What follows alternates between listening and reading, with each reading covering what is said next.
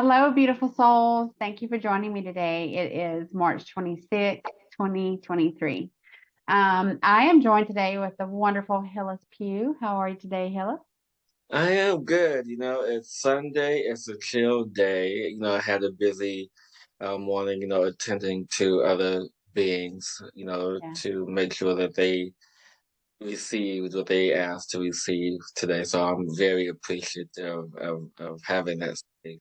that's right. That's right. That's right. We're always in service to others, right? That's what we're called to do. Yes. Um, so I met Hillis through a mutual business affiliate.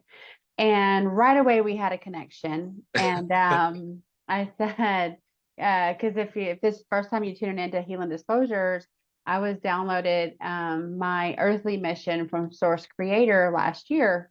And since then, I've been just there. My people have been coming across my path, sent to me divinely, and so I get the sense of crew members, ground crew members, soul family, and that was the sense I had with Hillis like right away. And so he started telling me about his mission in life and what he's been doing, and it's just super exciting, very interesting. And so we are going to discuss Hillis today. Not too many people lately I haven't got the chance to really discuss healings. It's always been discussing other things and other people and other interests. And so, you know, I'm happy to do this to discuss the evolution, the progress of me, this being today. Yeah, I think that there are those that are not actively on this journey that are feeling the shifts and the change and whatnot. And then there are those of us that are actively on this journey. And for me, I will not speak for you. I see this shift in energy, and they're thirsty for the healing, and they're thirsty for the truth, and they're thirsty for guidance. And it's not that they haven't wanted it before, but where they were going to get their thirst quenched, they found out was not really providing them what their soul longed for. And so to be able to be that conduit for the channel for the people that are really have that need, and then have that gratitude moment with them. And I'm just doing what source has asked me to do, and it's very fulfilling. And so I am no longer the person I used to be. People that knew me as a critical care nurse at the bedside, they would probably watch my videos now and be like, it looks like the same person, but it doesn't sound like her at all. And I celebrate that, because evolve or die, right? There's that saying, evolve or die. Like we should be in a constant state of evolution because things are evolving around us. But I'm gonna pause it because that's a part of my journey is we and I'm sure you understand the importance and the transition of death since your past life, you're this critical care nurse. Hmm. But you talk about evolution or dying. Death is evolution. Hmm. Let's make that clear. Yeah. Death is evolution. I mean, I've done plant medicine, I've done mushrooms, I've done many, many spiritual journeys. And there's always this aspect of some sort of death Right. involved in that. Yes. And if there not had been this element of death, there had not been any aspect of evolution. Yeah. Agreed. Agreed. That's the friction. And so if you're nice and comfortable and everything feels great and wonderful, you've got this nice, calm, symbiotic relationship, and you've never been pushed to a limit Yeah. or found yourself with any friction, you're not going to grow. That's not whenever the lead gets transmuted to gold. And so, but at the same time, people have a free will choice in making it an active mission for themselves. Where some are like, no, that's too scary, like the fear of the unknown. I don't know what that's going to feel like. I'd rather just stay here in this comfort, even though it's not all that great. And then there's me. I'm like, give me more. Like, just give me more. I want to know it all. I want to experience it all. Even if it might hurt for a minute, that'd be all right. Because on the other side of it is so beautiful. And that's the thing too, learning that, from I always believed that death was a transition. It wasn't an Oh ending. yeah, yeah, And it was real hard for me as that bedside nurse to be with some people that were really closed off to that, like it was this finality for them. And I wanted to give them something to hold on to, some hope that this is a transition in energy and their loved one would still be with them in some realm, in some way, or whatever. And I quickly learned some people are not open to that. It freaks them out to think yeah, that their loved one could still be with them because there's all this indoctrination stuff and all this black and white stuff, all this black and white thinking. And I prefer to think about and teach that death is an illusion. It's just a transition of energy. And this is just the avatar we chose for this life. But our energy bodies are infinite. yeah. And this is one of the things that I have come to know in the space of duality that we live in. There's this space of finality and the space of infinite. Mm-hmm.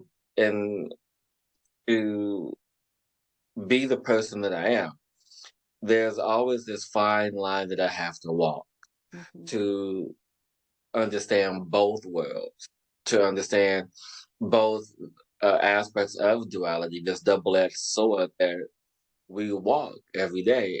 And doing the work that I do, there's always going to be some aspect of that. And it is understanding the lower frequency in to such a degree to lift others up, to carry them and bring them and guide them into the higher space of duality, the more infinite aspect of it, Yeah. because with that greater understanding is on that journey, it's about making the uncomfortable comfortable. Right. To be, it's like, oh, I get it, I Yeah. understand it now. Yeah. And so, I mean, there's always going to be that space of true balance of this and of space of being neutral. I'm not one or the other. And I Right. think that's where my power lives, in this space of being neutral. Because I mean, I can get down with with the hold down, That's right. or I can just hang out in my light palace and just be, it's like, okay, where do I want to go today? That's right. That's right. It really is a matter of choice. So tell me, how did you come to recognize that you had abilities and what are your abilities? Oh my goodness. So I think, like with most anyone who is of my age group, uh, stepped into this awareness at a young age when I was a child. And I remember vividly as a kid, uh, I would have premonitions, and then I would see beings in my room, like hanging around my closet. I'm like, why my closet of all places? And growing up, going to Catholic school, going to Baptist church, and all this stuff. Like, there wasn't any room for that sort of discussion in my family. Right. And then it wasn't until I became openly talking about it shortly, maybe about a couple of years before my grandmother died. I told my aunt that I had a premonition of grandma's death. She's going to die. And it freaked me out because I'm like, I had to say something, but you know, I I just couldn't let it be. And from that moment, I began to accept my premonitions, my abilities of seeing things. Especially when it came close to family members or friends. And then after a while, my premonitions slowly fade away. I still get them from time to time. But it's more so now, since I've developed my psychic mediumship abilities, my clairaudience, my clairvoyance, my clairsentience, my main players, where I'm able to feel the energy around me, feel the energy within me, and understand it on a much higher frequency than I was before. And it's been about maybe a little over 10 years now that I've been doing this. But what I love doing the most now is my energy work. I mean, to be of service to help people to clear their traumas, to clear their shame, to clear the lower vibrating energies from their field. It just makes my heart sing because of the willingness people have to step into this energy that no longer serves us. Like, I'm done with this. And to Yeah. see the transformation that people choose to do of their own, because I just facilitate the energy Yeah. through light language. I bring in the energy that soul is asking for because I work with everyone on the soul level. Right. Because then the soul is neutral. The soul is like, hey, look, I Mm-hmm. need help. Can you help me out? Mm-hmm. Sure. Let's Yeah. get this done. And so Yeah. it is in that respect that it just brings me so much joy because of the willingness of the soul to uh, take another step in this infinite journey. And you deliver it via light language? I do. Yeah. I love it. I mean, and actually, I'm coming to know light language as galactic language now. Yes, absolutely. Yeah, I agree with that. And I think It's, I shared with you, I don't know, like a month ago. Time is real hard for me to keep track of. I know, I don't, Sometime in the recent past, I, I was doing some sun meditation and I was outside. And typically in meditation or just in life, like I have my voice, I use my voice very directed, but I'm not a real noisy person, right? Like I'm not always making noise when I'm like making food or whatever. Like I have music playing, but it's not coming from me. And so I'm in this meditation and all of a sudden I start speaking this language that I don't understand. I don't know what I'm saying, but it is just resonating up from my soul. And it sounded very indigenous, more mm, than I've heard some light language. And so, but it had more of a native tone to it. And so I just embraced it all and felt wonderful, and my whole body was tingling, and it was an amazing meditation. And so I came out of it and I asked some of my crew members in the group, I'm like, can someone confirm that I spoke light language in my meditation? And they were like, yeah. And I'm like, okay, well, did it make sense? And did it get received by the person that was, or the being that was supposed to hear it? And they were like, yes, it did. And I'm like, well, isn't that some cool stuff? it is. It really is. I love, love, love galactic language. I'm gonna start calling it that because that's truly what it is. Because and just to signify there's a difference. And what fascinates me about this is May early last year, sometime last year, I had my own show, Cosmic Insight, with my co-host, and she does light language amazing. She is an amazing sound practitioner. She utilizes her voice in ways that I've never heard before. And so one day, and mind you, this was live. We do our live shows every week on Right. Friday. And she just started going to her usual thing like we always do. And when she was done, I'm like, wait, I can understand it. I can translate. She said, you can translate it? I'm like, yeah, I can translate this. So it took me a minute to kind of like replay the message energetically. And we have to understand that the universe speaks in sound and vibration. Mm-hmm. And once we understand the vibration, once we understand, we can hear it, we can understand it. It may not be the way that we hear it in everyday conversation, but I felt the vibration. I was able to translate that. And I don't speak it fluently like a lot of my peers, but when I do speak it, there's a resonance to it. There's a purpose. There's a reason for it. I just want to differentiate with people that yes, there's light language that I call now galactic language because there's several languages in the universe that people speak, and I'm starting to now understand the difference and where it's coming from, the original, uh, like if it's siren or lyran or plate or whatever that Yeah. is. Yeah. And then there's what people call light codes, and that's different from galactic language, Correct. even though even though people intermingle them because light language, light codes, no, they're different. Right. and the frequency of the activation is a lot different. Though it's similar, but it's different, in which we allow ourselves to receive the activation, the opening space of remembrance, because that's what it is that's happening right now, that we're all going through this phase of remembrance. So what do you recommend for someone who feels drawn to learn more about this? Like, what's the best way, method, thing for them to do to embrace this and learn the light language? Honestly, meditate, be open to it. I mean, there's no one way to do it. I mean, honestly, with me, because I'm different, 'cause I don't speak it on a regular basis. Because I'm in this space of understanding it, translating it, writing it down, and light codes is different than that. So some people write it down, some people do the hand gesture, some people do the body movements. So do what feels natural for you in that space of opening.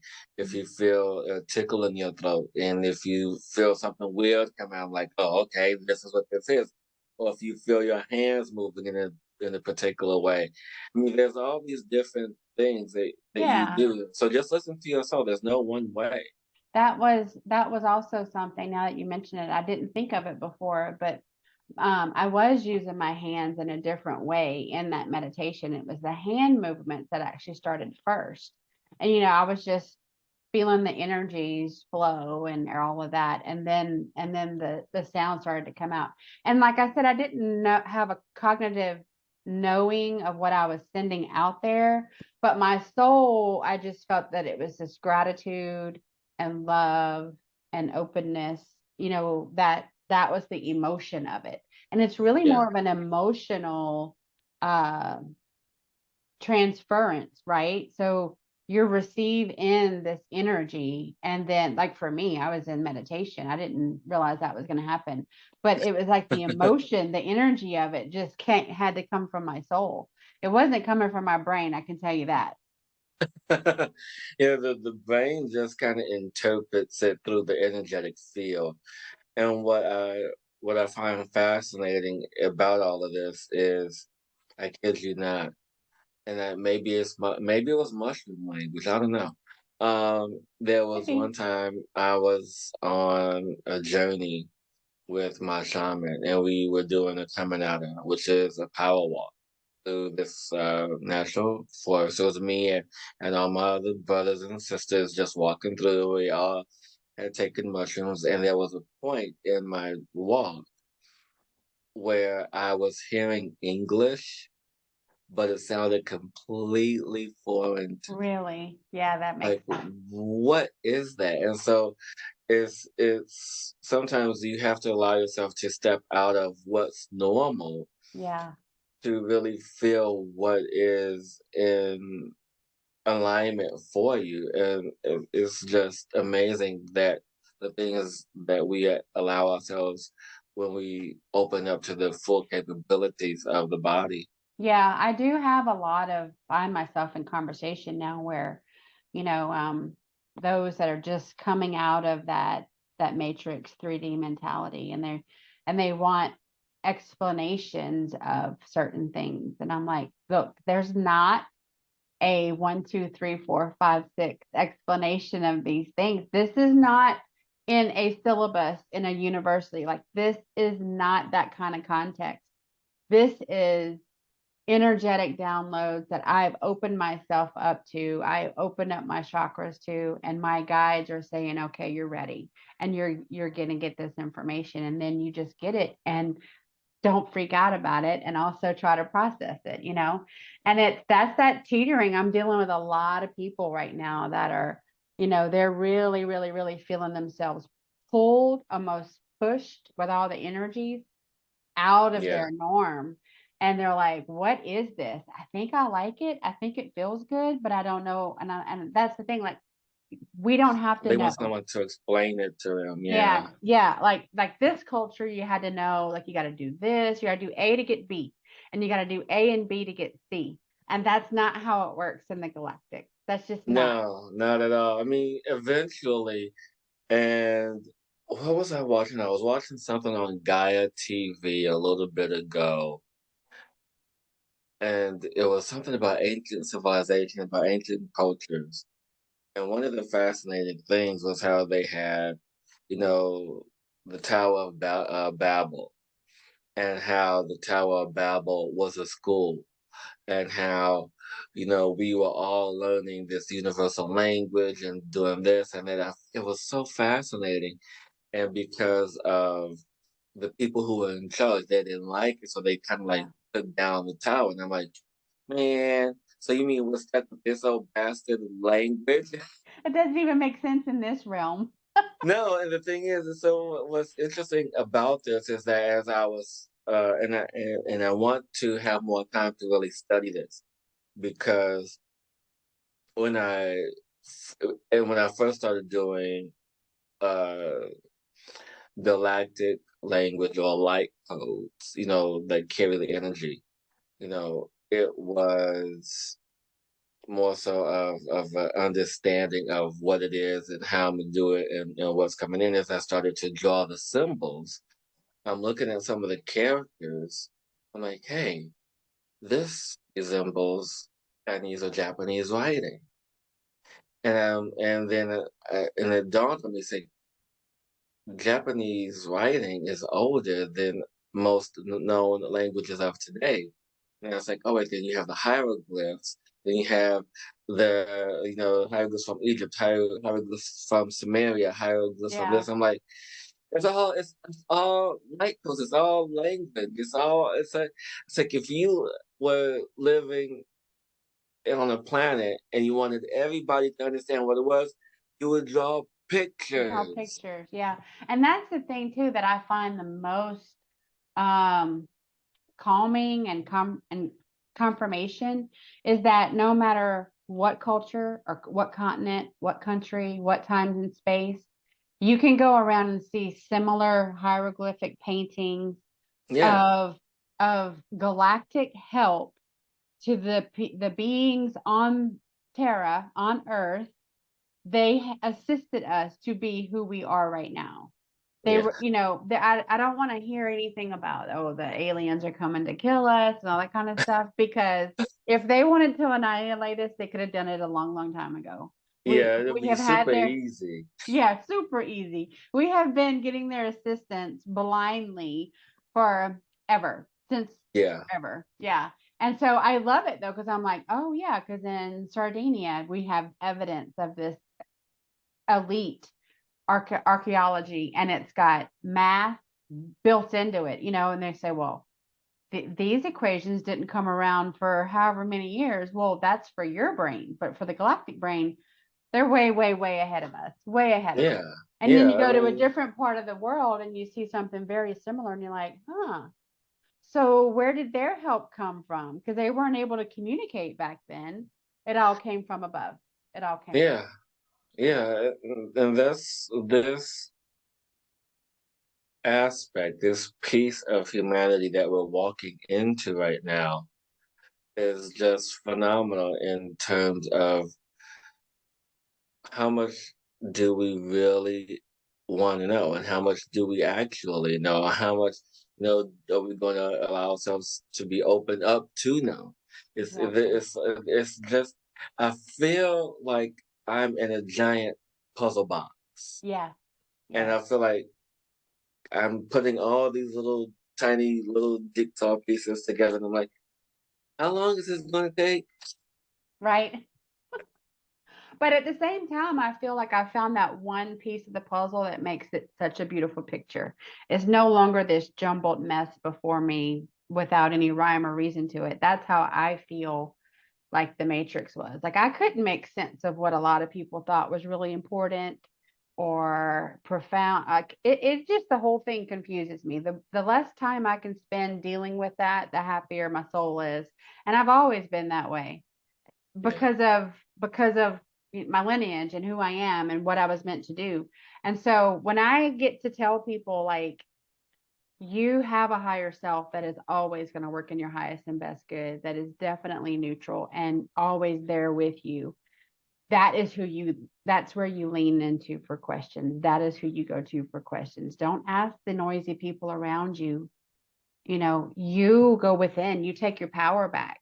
And they're like, oh wait, I have power. Like, wait, and then they ask you, how do I do that? Yeah. How do I talk to my higher self? I'm like, oh, I can help you with that. I can help you with that. And Yeah, and they're like, wait, I thought that was just noise, like my own thoughts bouncing around in my head. And I'm like, that's not how it works. Yeah, we can be thinking of something, but then teaching them about all the clairs and everything, and then all of a sudden I can feel the light bulbs go off, and they're like, wait a minute, I've been telling myself to be quiet for years. I've been having this for years. And we're like, yeah, yeah, yeah. that's the culture trying to tell us to be quiet. Like that's crazy talk. Like don't do that. That's not normal. And just think about had we not been suppressed for so long, how we would be interacting now. We would just be telepathy going wild. Well, I mean, that's how it is to some of us, with with most of us on a degree anyway. But even right now, I'm sitting here and there's this massive energy of download coming in. And as I'm getting this, I'm being guided to share that, we talked about, the light codes and the symbols of it. And so one day, a few weeks ago, maybe a little bit more than a few weeks ago, maybe closer to a month now, I was watching something and I, have my book of symbols. And I was looking at all the symbols of the elements, and was looking at these symbols. I'm like, these symbols are very archaic. These symbols are very outdated. We need something else to assist with the elements because the elements are the only thing that can defy any law in the universe. And I'm like, and mind you, this is like me having this conversation, this dialogue. Right. And next thing I know, the next day after I had this whole internal dialogue, I got a vision of what this new elemental symbol is. I'm like, yes. That's amazing. That's amazing how those victories come about. So, I mean, and I guess I'm sharing this because for anyone who's watching, all we have to do is just ask the Yeah. question and allow for ourselves to be open to receive when we are ready to receive and not guess that. And right now, even people such as myself, we are in this space of transformation. Yeah. And in this space of transformation, there's going to be some doubt in this. Yeah. And we have to allow ourselves to be free from that doubt. And granted, it's challenging because I still do it, doing this day-to-day stuff. And it is in that we have to allow ourselves to be easy with ourselves. It's like, you know what? Is this right for me? Am I making the right decision? Am I, going to do this or I'm going to do that? And whatever it is, we just have to trust that. And, sometimes if we don't trust it, there's this delay of what is to come because we're not open, we're not ready yet. So, but when we are ready, everything flows in. Yeah, and we are in this training time too, where we're learning that the things that we focus on in our thoughts Yeah. are what we will manifest. And so the worry warts and the ones that have to know who's dotting the I and who's crossing the T, they have a harder time than most because this is not to be dissected like a lab experiment. This is to be felt. Yeah. And when you open yourself up to that and it starts to come through, I see some people want to put the brakes on and then explain every second of it. Well, you're slowing down something quantum into the arc ages, like let it come through you. This is energy. Energy is meant to move you, not to be stopped and held up and explain one, two, threes. And so, but that's the matrix, right? That's the matrix of it. I You love have to shift it out. Yeah, I love it because for someone such as myself, because and I'm glad you talked about this because one of the reasons why I don't speak light language or galactic language rather on the more frequently is because I have to understand what it is that I'm expressing to people. I Right. mean, I can I can be like most like you know light language code for you know to feel better, and go off and do all of that and say, boom, done, y'all better. But at the same time, there's this missing piece, and Yeah. I feel because I am meant to translate this, so for people who have these doubts, help them understand what it means and how it helps them. Yeah. And you know, and for me, playing with the energy as a translator is actually kind of fun. Yeah, it is It's fun. challenging because it's like I Yeah. can hear the subtleties. Like you have what do they call the linguistics, the Right. people who study language. Right. I was never really keen on studying. Even though I took French and I understand a little bit of Spanish. But I was never really keen on that aspect of that language. But now, it's like when someone speaks, I'm like, okay, what are they saying? My Hmm. my energy perks up. It's like, okay, what is that? Where is that from? So it's like I can really feel feel that energy. Yeah, that's and that I think that probably comes from however many lives that you've lived in I'm this. super old. Me, I know, right? Me too. Me too. And so you have Lemurian and Syrian Yes. connection. Yeah. Yes. And that's the so when I do the work that I do, you know, it's interesting that I can't remember the word right now because I guess it doesn't matter. Because I typically shy away from the word healing. I only use it in a broad and commercial sense. But when I work with clients, I use transformation or use anything like that because healing is so generic. But when I do the work that I do to be of service to others, I connect to the Syrian and Lemurian energies. A little bit of Arcturian is in there as well, but mostly those two because Sirius is majority where people are from. So Hmm. that's our home planet. That's our sister planet, Right. Sirius A, B, and C.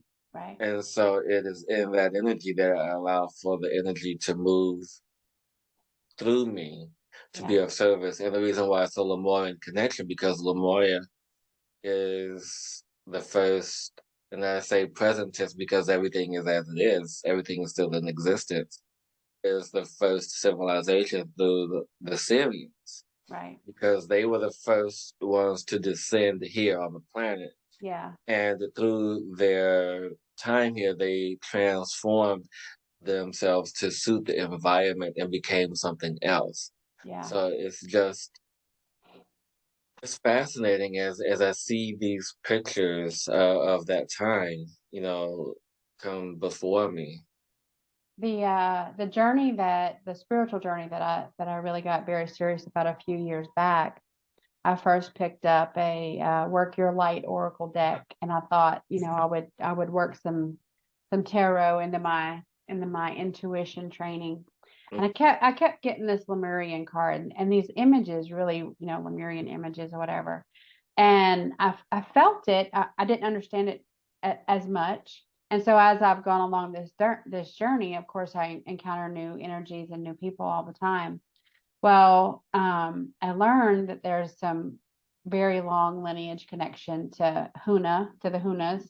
Yeah. And I hadn't really watched any of his videos or anything. And so the very first one that I started watching, he said, um, water holds memory. And whenever he said that, I got emotional. I got super emotional. And I said, why am I so emotional? And I heard very clearly because you were there very Yeah. clearly. And so I'm like, 600 million years old. Yeah. Yeah. Lemuria won. Lemuria won. And so that's the thing. Like, as you evolve and you open yourself up to these revelations that come through, you learn so much more about how you got to be in this now moment, where you came from.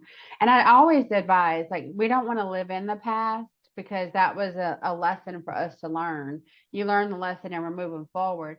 But it doesn't mean that your past doesn't matter. Your past lives and the experiences of those lives, the wisdom and the skills and all of that shared energy matters, but I don't want anybody to just like stay living in the past. Yeah. We want to move forward. And so that's a balancing act in itself. But I always found it like my guides gave it to me in the increments that I could understand is the way I interpret it now, where I was getting these little clues. I didn't know what they meant. But now I'm seeing the sacred geometry of my life. And I'm like, that was the center of the flower. Yeah, yeah, it's fascinating because you talk about not revisiting the past and understanding, but what I have come to know as a soul, there's always going to be two things that we remember in our soul lineage, and when I speak of soul lineage, the incarnations of self, Mhm, is that we remember great moments of love, mhm, and we remember the moments before we die, up until we die. mhm, And I remember in this moment there were two very probably three deaths that I remember, actually four. And as I keep going, probably more going to pop in, but the four deaths that were very important, and the very first one was the time when I drowned a little more because I was a scientist. And I think we had this conversation yeah, about well, we were both scientists. It's like no one listened, and look, here it is, and we're all dying. And I'm like, oh well. yeah, And the time where I was stabbed in my heart by a lover. I was betrayed because I was a prophet of beginning to become well known. This jealous lover stabbed me in my heart in my sleep. I'm like, oh, that's why I have a hole in my heart now. Because I literally have a heart murmur, yeah, and so it's yeah, like, and then there was like all these little aspects. I'm like, okay, I get it now. yeah. And people do it's well documented that people will carry a soul will bring into the body a mark Yep. from a traumatic event of a prior life or death. Yeah, And and those are both marks. They call them both marks. yeah, yeah. And they're like, I don't know, I've just always had it. Or I I don't know, have I really hate three. water. Yeah. Exactly. It's just interesting in the magnificence of the human body and the energy frequency in which we carry. And I say that because now is the time, and I'm undergoing lessons of to truly understand how to really be in my power, and not just energetically. And I talked about this on my show Friday. Is that we have 50 trillion cells in our body.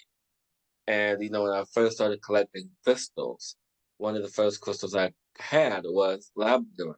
And so, and I read my crystal Bible, the Robert Simmons Book of Stones, which is my crystal Bible. That's the only book I read. And he talked about labradorite, and how you know the true master doesn't want to have power over anyone else. The true master only wants to have power over self. Right.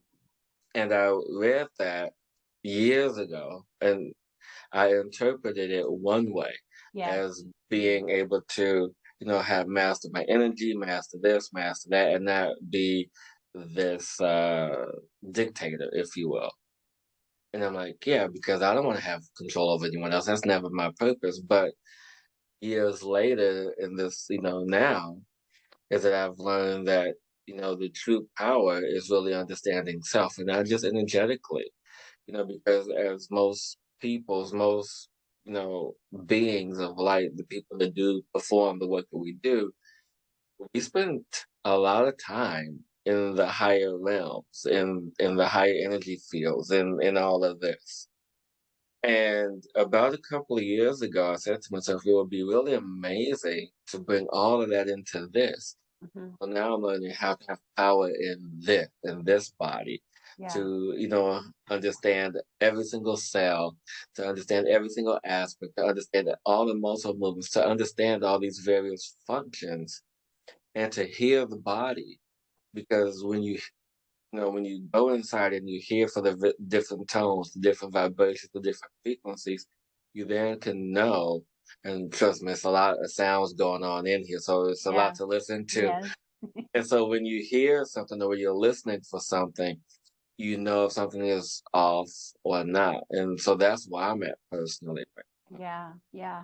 I don't know if you watched my episode that just went out last night about Nashville, but we ended up going to this crystal store in Nashville. And I went because my chain on my pendulum had broke like the day before, and now I know it was so that I went to that crystal store in Nashville. And I won't tell you the whole episode, but the guy there was really, really feeling the frequency, and he presented me with this um golden heart healer stone, Uh, and he said it came in a box that was supposed to be clear quartz. It was a mistake to come here, but I think you should hold it. I think you should hold this crystal. And when I did, she spoke to me, and she was in that store for me to find her. And yeah, has been waiting for me for about 35 years. So I had the most amazing experience in that crystal shop. And we learn through this that there's no coincidences, oh right? yeah. And I had to walk out of that store a couple times because the energies were just overwhelming, and in such a good way. You'll get used to it. I know, I was like crying, and then I was shaking, and I'm like, this is so freaking awesome. Yeah. You know what I find fascinating is when because I have tons of crystals, tons of tools I utilize, and I sometimes share them and show them to people. It's like, oh my God, I can't be around it. That's a lot of energy. I'm like, what are you talking about? Yeah, yeah, And this takes time, and I think that's with everything that, especially now that we are in this space, that we are in this space of really adjusting our frequency hmm, to the frequencies and energies that are coming in. Because it's, when you hold your crystal for the first time, you get that buzz, you get that, yeah, oh yeah, yeah, and then you hold it like a couple of weeks later, it's like, oh wait, I've gotten used to it. So yeah, yeah, we are in this adjustment period. And right now, some of us are very impatient. And then some of us are patient, with everything that's happening. And so sometimes you just gotta let go and just allow, and you're just like, okay, all right, this is yeah. it. That's why people are saying, well, like, what is your plan? What is your plan? And I'm like, I stopped making plans a long time ago because I'm not the party planner. Source is my party planner. Like, Yeah, I just literally wake up and ask for my guide, and I say, okay, I'm confirming this is what I'm supposed to do, and this is where I'm supposed to go. And that's literally how I live my life now. And there are those that white knuckle their life, right? That they have to know every step of every day and all the way, like they plan their whole month in advance. And I used to be that person. I used to have the big planner that had, everything was scheduled. And yeah. I let that go. And it's the most freeing thing ever, because in reality, for me, I would make all these plans, and these plans would always fall through. There was always something happening why these plans did not come through the way I planned them out. And then through my evolution, I know because it wasn't for me. Yeah, No, I was planning things based on exterior requests of me or demands of me or whatever, and that I was completely disregarding what was best for me. And those little things that fall away now, I'm like, okay, I see you. I'm going to course correct and bring myself back into alignment, because that's how I respond to that now. Completely different, completely different. And it's all based on energy and yeah. intuition and communication with your higher self. And so that's what I want for everyone. I want for everyone that wants that, let's cultivate that. Because I think that's the biggest thing that as a people we've gotten away from is going Oh, within and yeah, hearing our own needs and taking care of our own needs. Because we can take care of everybody else, but are we actually taking care of ourselves? yeah. And you know what? And you brought up something important that that has been a reoccurring message this weekend. This is probably the third time that it came up, and I feel that we are headed in that same direction. Let this be okay. Let this be a warning to those who are watching, that if we move any further away from nature, that we're headed down the same path as Atlantis, Yeah. as as everyone else. And don't get me wrong, technology is beautiful. Technology is amazing. Technology can assist us in so many ways, but but it's the dependency Yeah. that has gotten in the way of it. Yeah. And so we have to have that balance and bring that balance back Yeah. into nature, to really allowing the mother Yes. to do The her job. Yeah, the flow to have technology work with the energy instead of the friction of technology taking over the energy. I think that's the duality of things Oh yeah. where we have, if you want to call it a good AI and a negative AI, and then, it depends on which that you align with. And so, and I think that too, like people that have like their smart homes and their smart cars and their smartphones and I think that's dumbing people down. Well, you know what? It's funny you say that because I read an article this past weekend where they say in the past 10 years the average IQ has dropped 4 points. And I'm like, what? Like, I'm Yeah. not saying that I was ever the smartest person, but I'm like, how can an IQ drop 4 points in 10 years? And it's rang to me that, of course, we have created this technology dependency Yeah. on a lot of things. And don't get me wrong, it's nice to have, some things that can do things for you. But I mean, if you don't have that foundation Yeah. of doing it yourself. Right. Like me now, I wouldn't mind having a small home, but I'm not one to, oh, I can close the blinds on my own. But if I'm Yeah. feeling like I'm having one of those days, I'm like, well, why the heck did I buy this if I'm not going to use it? Well, It's like these little things. yeah, it's like when I was working in the emergency department. So I used to say all the time to my parents, I'm like, you can never change your phone number because I see people come in all the time that have lost their phones in car accidents and they can't call their parents because they don't even know the phone number because it's not in an address book saved by name. You remember Yeah. the days where you're like, You oh, had to know the you know phone your number. phone number. And I was always really good with numbers. And I can remember everybody's number. I just dial it up. Man, I think that part of my brain's definitely needs some rehabilitation. Yeah, there's only maybe two. Man, I don't even know because he changed it. Because I don't even know my dad's phone number. There's only like three phone numbers that I ever knew. But I kid you not, I still remember phone numbers from when I was a kid. Like It's the people's phone same. numbers. It's the same. The ones that you were, methodically typing into the phone, or you had the rotary phone, Yep, exactly. you had to know those numbers. But now we have been dumbed down to use the smart AI, and it's like reading a map. I know how to read a map, but have I read a map in the last 10 years? Probably not, because I have maps on my phone. Yeah, You I, just I've put it in. anytime when we had a road trip, I can be a decent navigator. But now it's like, where am I going? Yeah, Where, you know? I I kid know. you not. I kid you not. This was because when I used to live in New York, I was living in Brooklyn, and I've never been to this part of Brooklyn. And I did not use my map on my phone. It's like, I know where I'm going. I kid you not, I got lost. But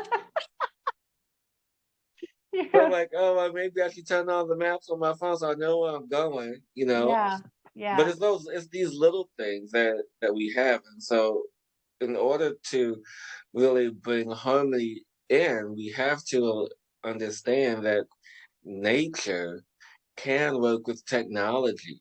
yeah, It's all energy. and the thing is that when we understand the harmonics, when we understand the resonance, when we understand the varying fields, we can then harmonize and harness the energy where everything is in harmony with one another. I mean, heck, I cultivate mushrooms. I just started doing this like last year, and to see the energy that they create, the harmony that they create, the energy that they sing is just a beautiful field of communication, of really understanding what is happening in that space, and that's what is happening now. It's like we have to allow ourselves to really sing in a different way Yeah. to understand that everything that's happening on the planet, literally everything that's happening, from the collapse of the banks to the shift of monetary systems, the acknowledgement of the truth, and understanding the aspects of the soul, and how and literally everything is in what we would appear to be chaos.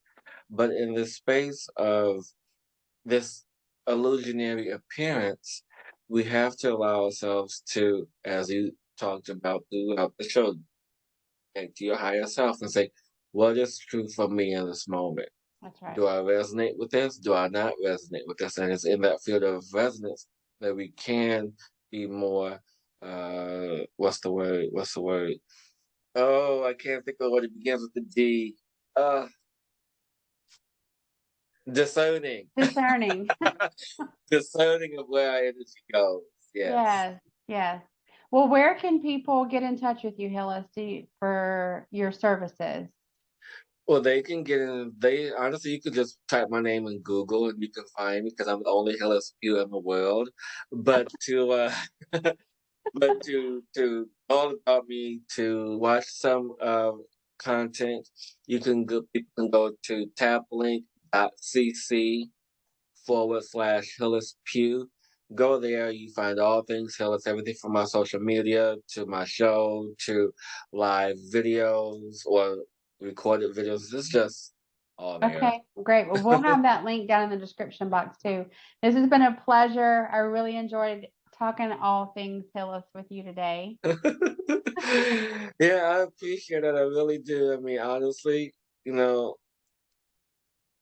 it's just the beauty of the connection that is established, and now allowing for that field to now be expanded, for us to be of greater service to all who ask. That's right. That's right. In service of others, it's really been the theme of my life. It sounds like it's been the theme of your life. And I recommend anyone that wants to check out services that Hillis offers, or myself, just come into the description box of this video and you'll find all of our links. Thank you. Have a great day, and I'll talk to you later.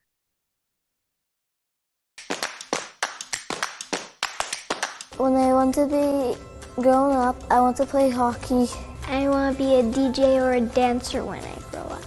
Probably be video game designer because I like playing video games. A dad. Some grown-ups kind of get boring jobs because maybe they'll make more money with it than they would with jobs that were funner.